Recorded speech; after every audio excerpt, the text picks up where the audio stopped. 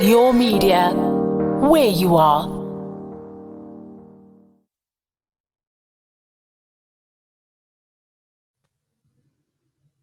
Getting up close and intimate. Totally not taboo with Tracy. Celebrating sexual positivity both in and outside the bedroom.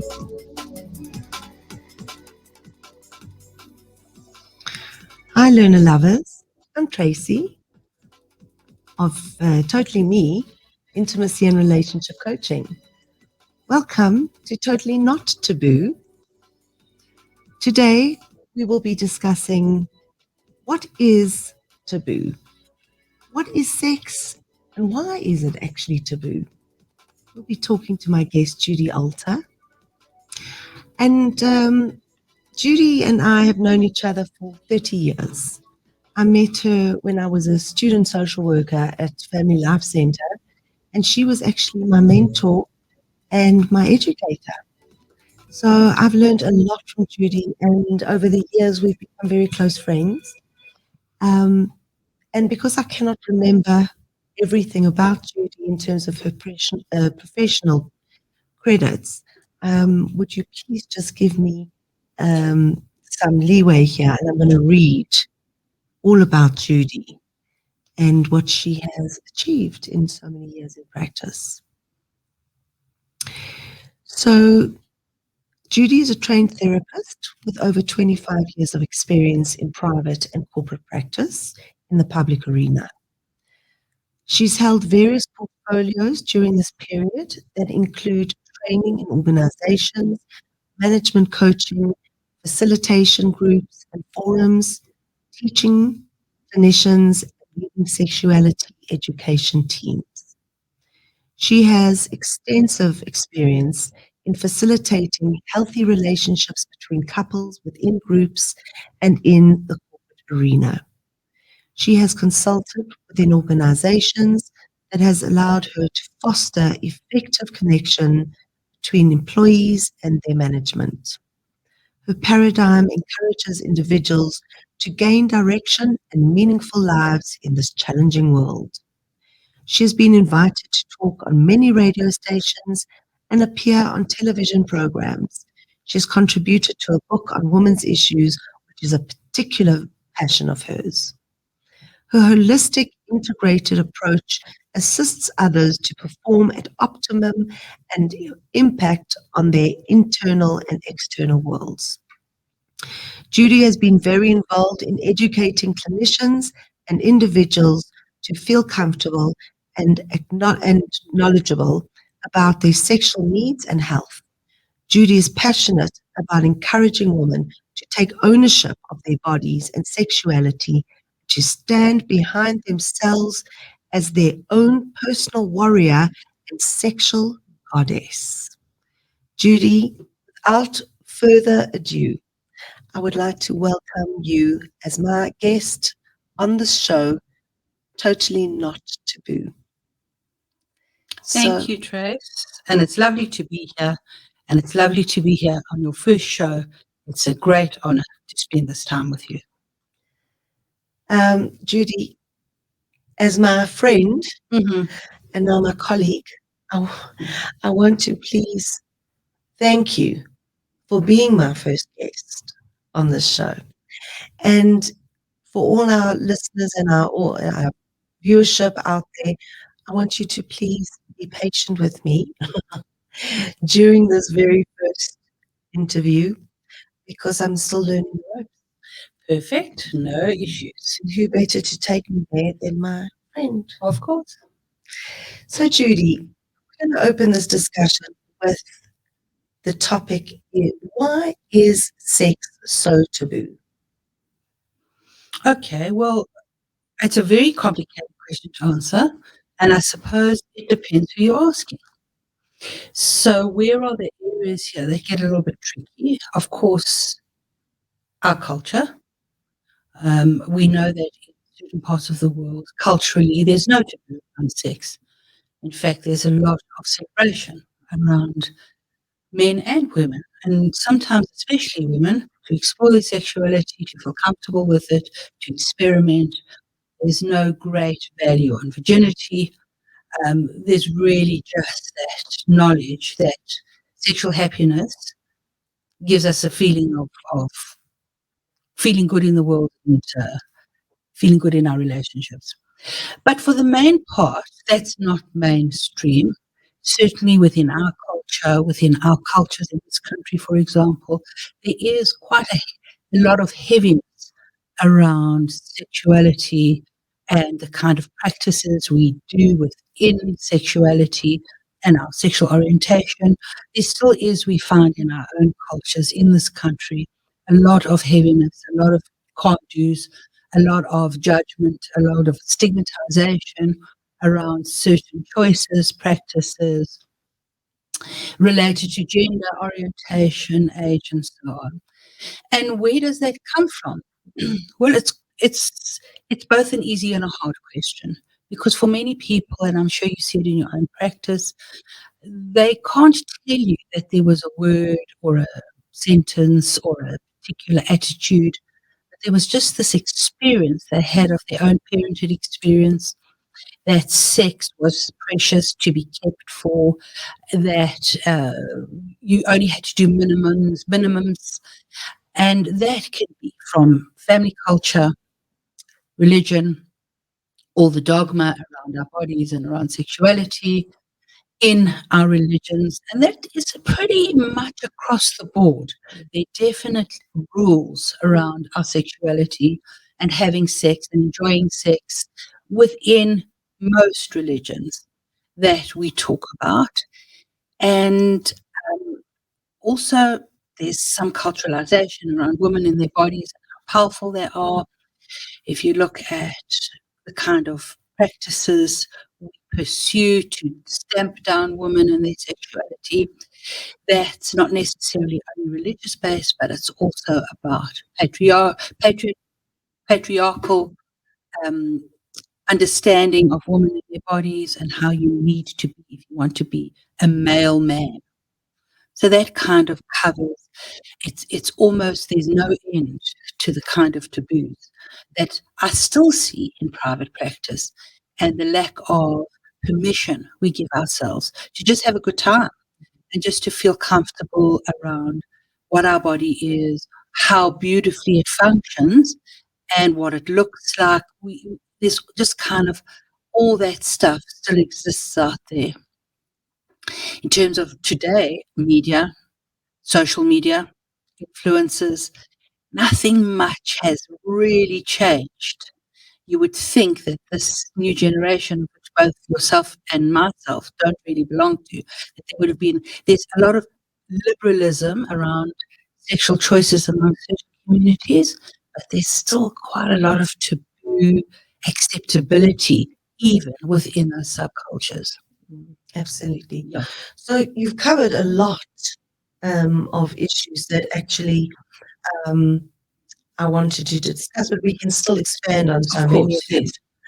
And you and I both come from a particular religious community, where we have both in our personal lives had exposure to dogma around women and how we should actually cover so much of our bodies for the preservation of our sexuality and the sacredness around keeping our bodies for our husbands and not for the population in general to have privy to our beauty and our sexuality and so on.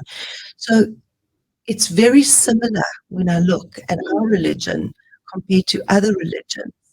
The idea, the philosophy behind that is very similar to other religions. So tell me a little bit more about that concept and what it does to a woman's sense of self in the world, and how that actually inhibits an expression of sexuality once she gets married. Yeah, I think that this is a complicated question to answer, because I think that there are many women that choose that level of modesty for themselves as part of their religious practice. and perhaps they're empowered and they understand it in a particular way. Certainly, I've heard comments about women's modesty around keeping men safe. So, because men are seen as these kind of quite sexually predatory human beings, which of course there are some, but it doesn't speak to all men. But there's that kind of overview that women are the gatekeepers of men's sexuality, that if we dress in a particular way, if we talk in a particular way, if we enjoy in a particular way, that we then expose our men folk to their animalistic, primitive urges, and then that is our fault. So certainly in certain cultures, even being raped speaks of it being our fault because we have enticed, we have seduced, we have dressed in a particular way, and that is no longer male responsibility in terms of their behavior. So I do think that that's driven by somewhat of a religious dogma and a perspective.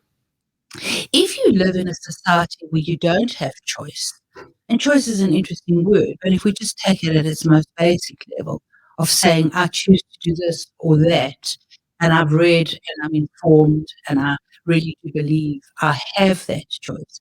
If you live in a Western society, then perhaps it is a little bit easier to make a choice that suits you.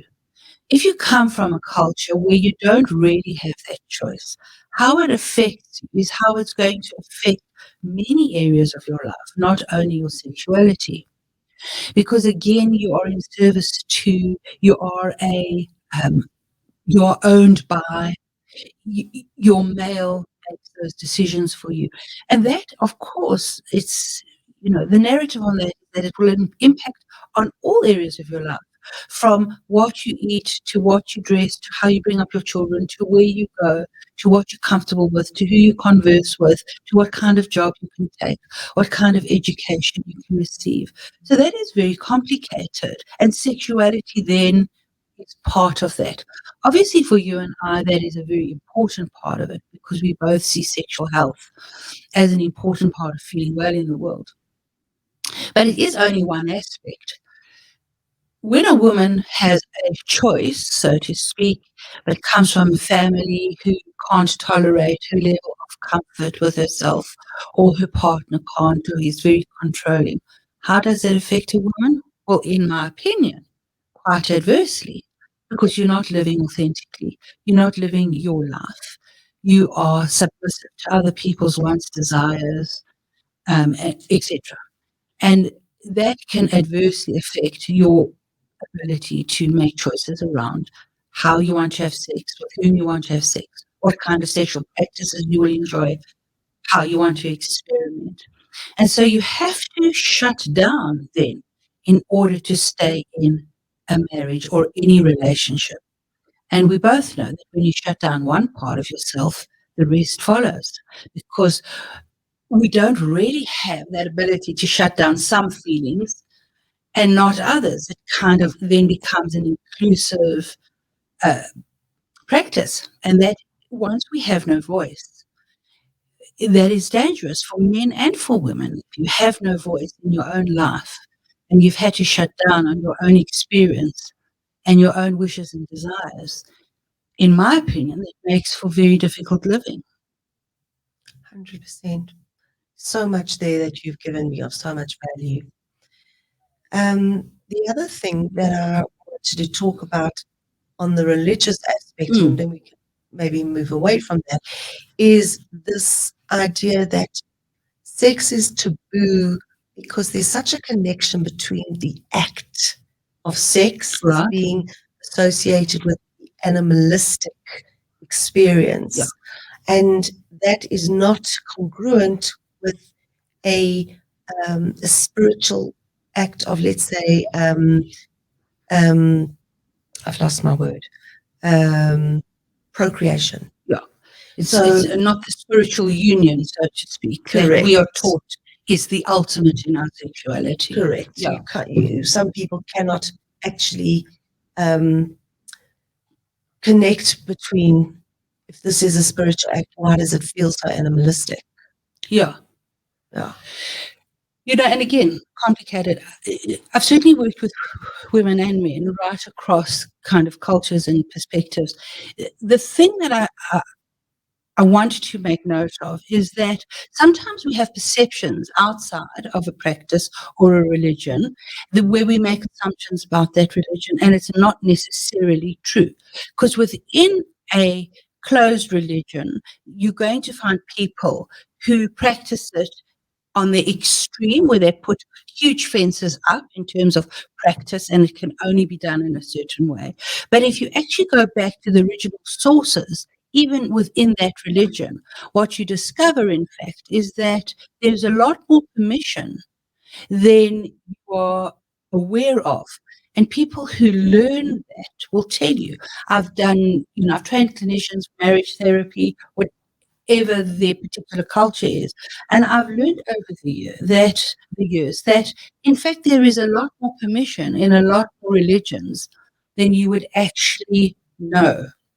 Certainly there are taboos around what is considered a little bit not modest, but for the general rule, there are many religions that want married couples to have a good time intimately.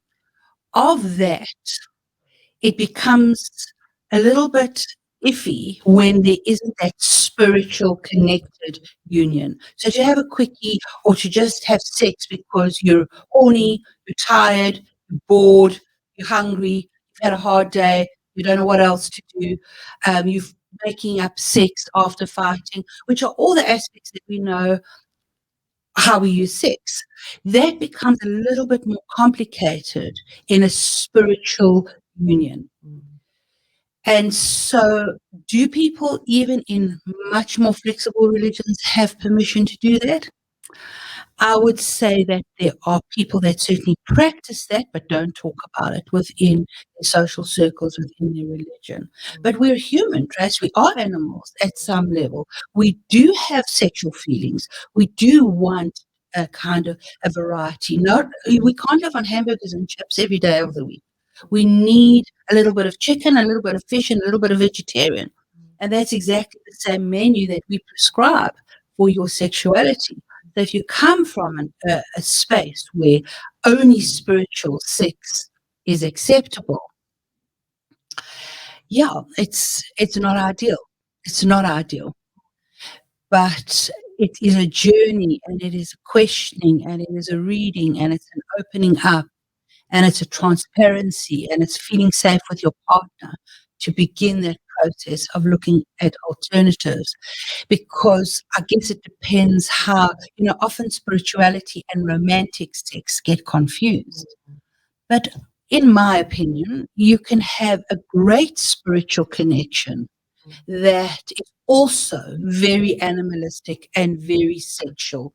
You can see it sexual. It's not just the harps playing, the candles burning, and, the pretty modest lingerie that we kind of associate with spirituality. We can reach great heights and great spiritual connection through quite raw and rough sex. I agree with you. Yeah. And it reminds me as well about, during the actual carnal, during pleasurable sex, how many times is God actually, the word God is being expressed in orgasm. And I know, Judy, as well, that especially when I speak to gay men, they have a lot of guilt and shame, more shame around the act of sex as being, the actual act itself brings about so much shame in around being compared to animalistic of course, sex.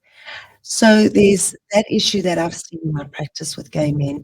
And then the same applies to even men in heterosexual relationships.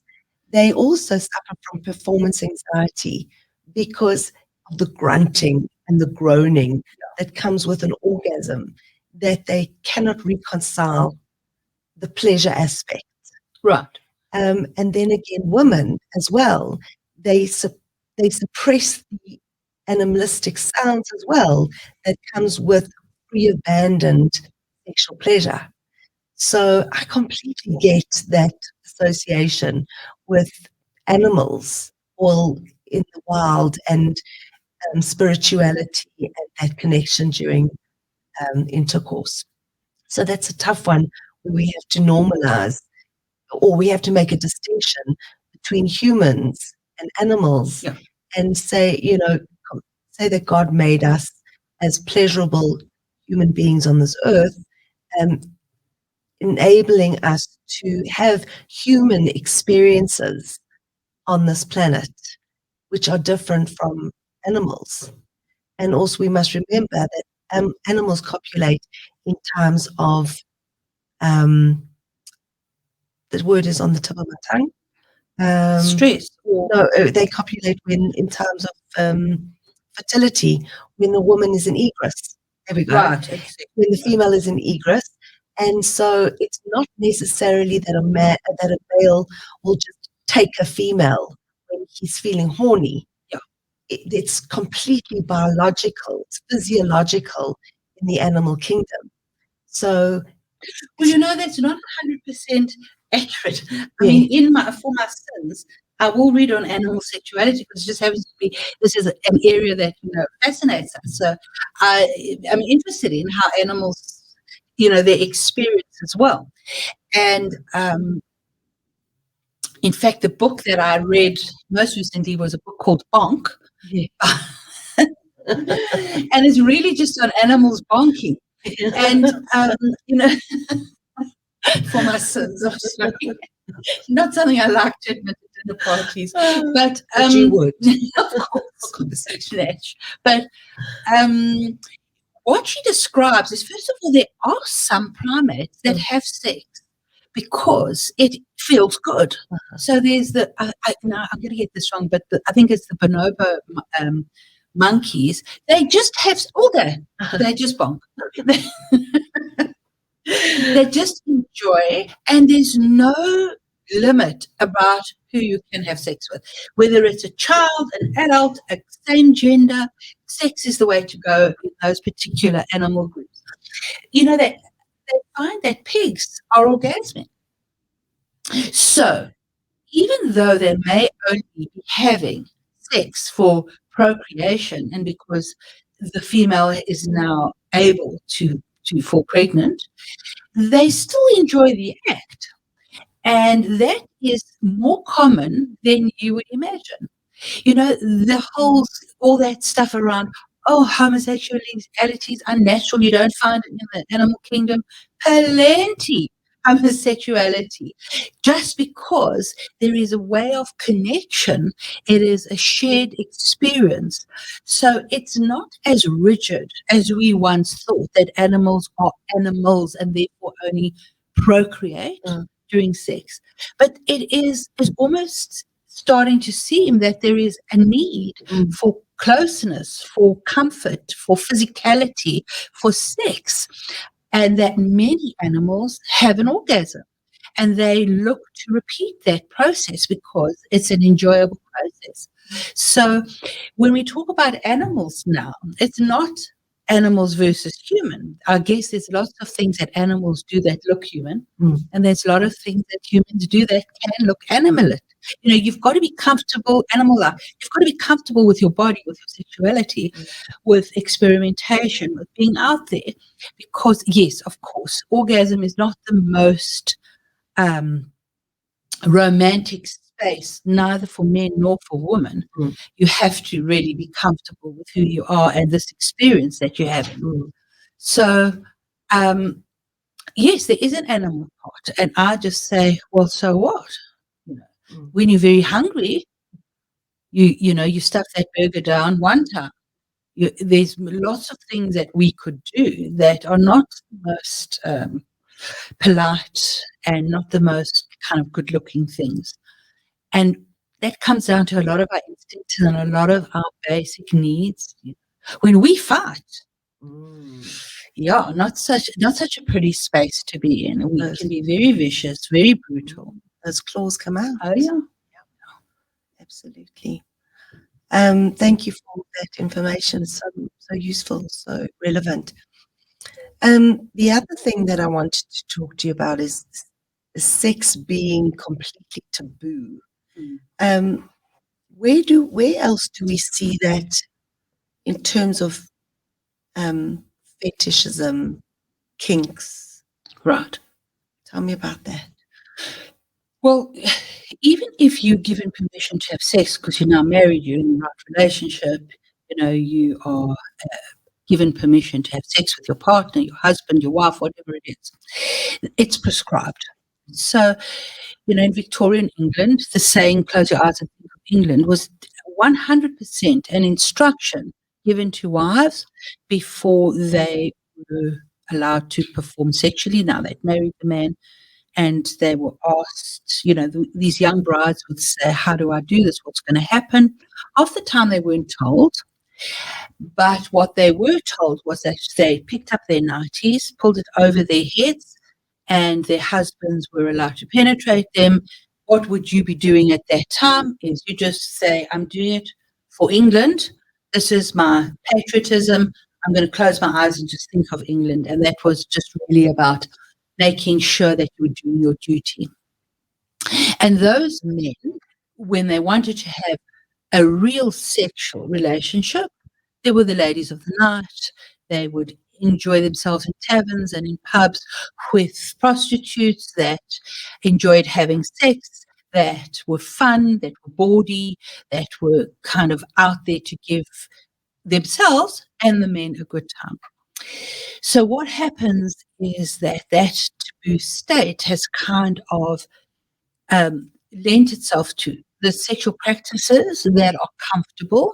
You can do missionary position, maybe a couple of other positions that you can get away with in the privacy of your room.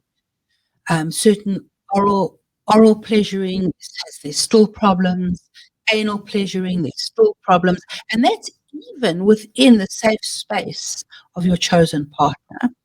And then, of course, that leads on to your choices around using strangers, anonymity, BDSM, which is tying up, and a little bit of slap and tickle, who you choose to have sex with, how many people you choose to have sex with. All that stuff is seen as taboo. And that's why they are not in the mainstream. They're primarily found in clubs, in dungeons, in spaces that you need special permits to get access to, because there is still a huge population that find that offensive. And it hasn't become as mainstream. It's spoken about more. You can read about it more, and you can certainly get lots of information, but the practice of it is still done privately, silently. It's not a thing you would talk about at a good dinner table, Well, at least we come to your table. And of course, if we're at the same table, that is a dangerous situation.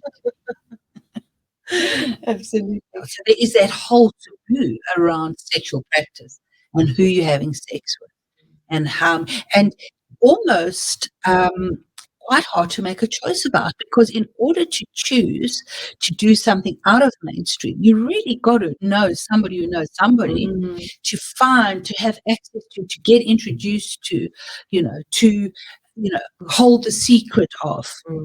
So still taboo. Correct. I do find, however, so in my practice, I find that I'm still seeing the same taboos presented to me. Right. But on the other hand, around my peers, friends, colleagues, definitely around colleagues, there does seem to be more of this open conversation and a little bit more liberty. Yeah. A different consciousness around certain taboos. Yes. Maybe because I'm doing a lot of webinars where so much more conversation about BDSM, about transgender, transsexual, binary relationships, and the like, that this seems to be more acceptable conversation. And that's, I'm not quite sure whether it's just because of the company that I'm keeping or what it is.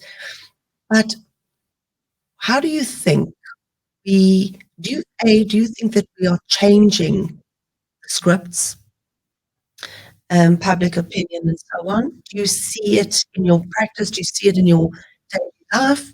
And what do you think can be done to further change this narrative in our societies?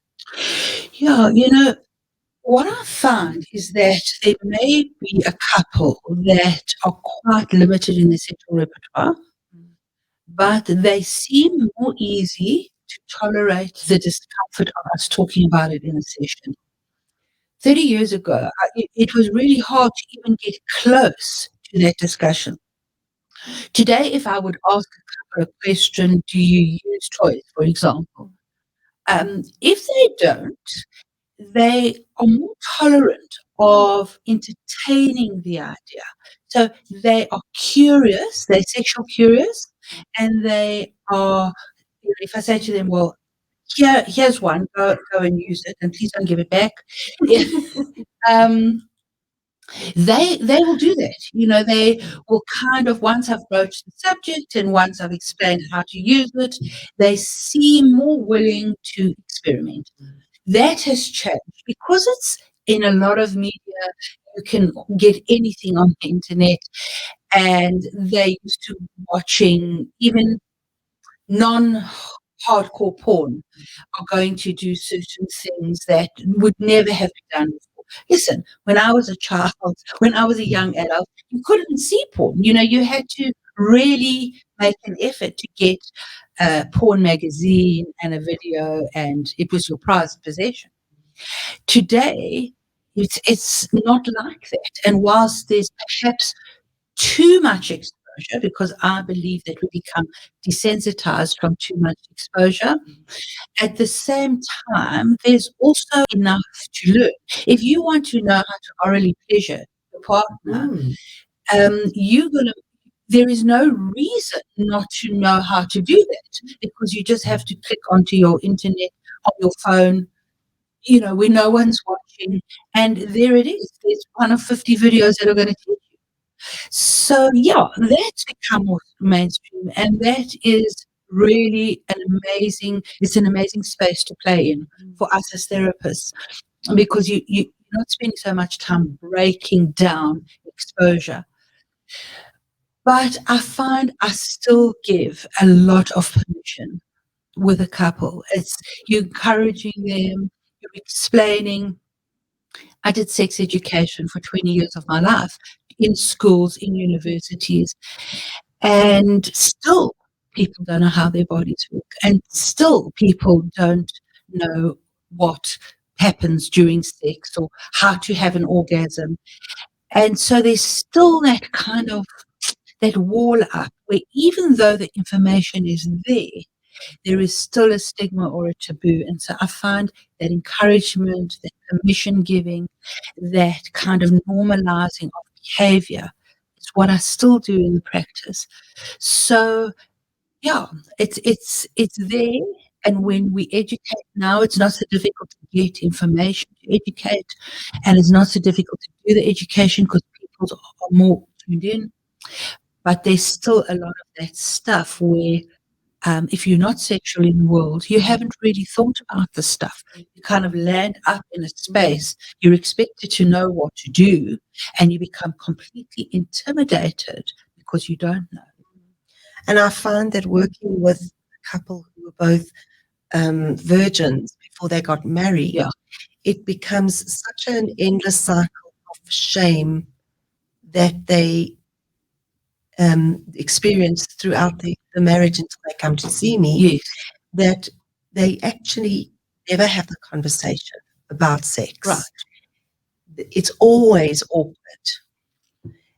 There's a lot of vaginismus in those circumstances. The vaginismus is a disorder that develops for the woman where penetration is very, very painful, often they cannot actually consummate the Yes. marriage for quite some time. I know of a couple actually for 3 years they haven't managed to consummate the marriage Exactly right. because it's so unbelievably painful. And the conversation never actually happens because they're both so awkward about it. They don't have the words. They don't have the words, they don't have the vocabulary that secular couples have. And they've I never, find it even in secular couples. yes, absolutely, Yeah. without a doubt, that it is something that becomes so awkward that in the beginning of those relationships, they're like porn stars. There's no end to what they expose themselves to. And then when they become serious in those relationships, the legs close and there's no more sex, Right. which is, I have another theory for that. But with these virgins, they really have no exposure to sex and the pleasurable aspects around it. So we really, what I enjoy about that is exposing them to the world Right. of being in touch with their bodies and as you said, giving them permission. The other thing that I've experienced is that, and I've forgotten, Okay. but maybe it'll come up just now. Oh yes, sex education. Yeah. What surprises me, and because I do work with the Minister of Menstruation, Candice Chua, she's supporting a charity drive that I'm busy working on, which is called Free to Be Me. Right. We collect sanitary pads for impoverished community in Zimbabwe. So, by the way, if anybody wants to contribute to that sanitary drive campaign, you can reach us at Free to Be Me or link in my bio. She works around menstruation and the taboo and shame that young girls still experience when they're menstruating, that they don't come to school, and because they have no access to sanitary. You're right. Bleeding, they can't. No, they don't have access. They might spoil their clothes. But still, the shame and the taboo, the discussion that does not happen around menstruation is so sad that we're in 2021. Right. We're not living in the dark ages, and yet we are living in the dark. We're living in the dark ages. Yeah. Exactly. So, so it's a problem because the education of mothers, I've always said, I don't generally work with children in my practice. One of the major reasons why I don't is that I find it really difficult.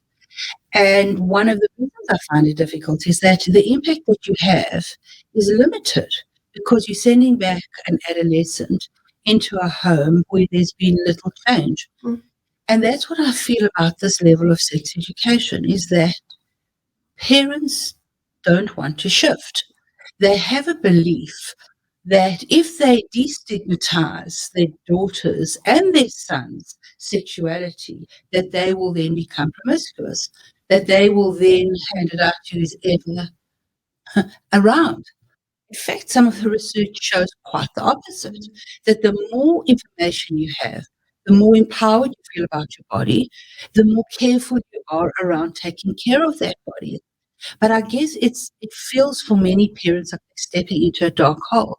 So most of the time they're not even educated around needing to educate. But even when you educate those parents, they can't seem to make the leap to change their behavior. So with menstruation, as you correctly point out, they wait for it to happen. The child doesn't know what is happening and they're frightened and they don't know how to ask a mother. They don't know what to say around the words that they use, the body part that they have to kind of describe. So we perpetuating that taboo and that stigma around our bodies, around what is a perfectly normal, healthy way of being in the world. And so, it is still a problem. So if we take sex out of the picture. We just talk about body growth, body acceptance, eating, what is okay in terms of how your body functions, menstruation, arousal, all that stuff which we refer to as sexuality. There's still a heavy taboo even around that stuff. And what your vagina means, what it should look like. There are women that are so uncomfortable with their vaginas because they've never seen another vagina. Their vagina's never been normalized. It's a dirty part of the body. Men still today, young boys will tell you that the vagina is a smelly place. It's kind of this repertoire that they develop and nobody stops it. Nobody talks about it. Their dads are not saying, hey, hang on a second. Don't stigmatize any part of the body, yours or another person's. So they come to their experiences with all that narrative in their head, and then it's perpetuated in the couple or in the relationship, and the disrespect for their own bodies and the disrespect for their partner's bodies. Men still today talk about our menstruation as, how do you trust a woman who bleeds for 6 days but doesn't die? Like, serious? Are we still there? Like, what? Or she smells like fish, or all those taboo things. And women don't know what to do with that, because you don't know, you don't have the information. You start to believe it, you start to internalize it and reject it. They hate their bodies. Absolutely. And of course, men have the same self-hate. They watch pornography and they can't talk about it because watching pornography is still taboo. They see these men with these huge penises. They look down. And by the way, when you look down, it always looks smaller than if you look in the mirror. So they look down, they see these average size penis, and they believe they can't satisfy a woman. And they carry that decades and decades into their relationships. And it limits their growth and it limits the way they feel about their sexuality, because it's too taboo to say, I watched this pornography, and I always used to say to the kids in my class, the teenagers, those men are selected not because they're great at maths. These are not great communicators. They are selected by pulling down their pants and seeing the size of their penis. That constitutes, I think it's 5% of the population in truth. And all our schools are clamoring for that 5% joke. Okay. Not joking. Hashtag not joking. Yeah. Yeah. So when you speak to prostitutes, so they're interesting to speak to because you're saying to them, what do penises look like? Yes. Because they're seeing a lot of penises. Yes. I mean, we need to go to the experts for that. And they say the following. They say 90% of men look the same. That when they get an erection, they're all kind of within a certain circumference and length. Of course, there are men even within that average that are a little bit bigger or a little bit smaller. 5% are very big and 5% are very small. But for the main part, 90% of the penises they're dealing with, so to speak, are just kind of normal average. And the chances are really good. Well, the chances are 90% good that you fall into that bracket. 100%. And what I always talk about when I'm referring to porn is that it's an educational tool. We were talking about blowjobs and how to educate women on how to give a blowjob. I say, when you're comfortable or whatever scenario, watch a porn show that's actually palatable for you, and learn how to give a blowjob by watching porn. Exactly. And vice versa. And vice versa. Yeah. Exactly. And to remind people that this is a film set, and firstly, it depends on which angle the camera is positioned at. Right. The fact that he's probably been given Viagra to keep his heart on, right, and which makes him go more and more and more and more, longer and longer and longer. Also, the camera is saying, cut, let's go again, right, new position, different day, edited, a whole different lot of scenarios. The woman has been sculptured and shaped and Plucked. bleached from head Bleached, to toe. exactly right. And, not all women look like that. And we have to also love our bodies and realize that we are normal, Right. and everybody's body looks different. Yeah, exactly right. And be okay with that. Sure. And educate our children that moms look like this, really. Right. And they don't look like 16-year-olds. exactly. Yeah. And just normalize.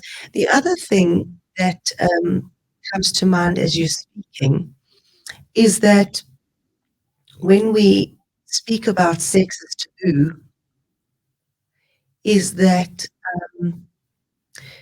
we've got to remember that when we take away the taboo, when we normalize, we're giving permission to people to just be in their bodies. Yeah. And we have to encourage them to think out the box and to allow themselves a little taste. Yeah, to tolerate In bite sizes. Yeah. A little bit at a time of what they can tolerate at a time. and to tolerate the discomfort. Yes. So I suppose you bring up a great point because you're saying, okay, so if I'm listening to this program and I realize that I do see sex as taboo, or I see certain practices, or my internal landscape is quite limited or prohibited around feeling comfortable with making love or experimenting with a partner, then how do I change that taboo? Now, this is, of course, we're talking about a long time. It doesn't happen overnight. It is a consistent practice at getting better, of de-tabooing and destigmatizing the way we feel about our sexuality, our bodies, our partners' bodies, and so on. But as you correctly mentioned, there's no easy way around this. There's no pill you can take for this. As with any other psychological shift, transformation, or change, it's bite sizes, sometimes nibble sizes. It's sitting in the discomfort of not being in your comfortable space or place, but also creating safety around that. So it may be for you a conversation that you have with yourself. It may be a conversation you have with a partner.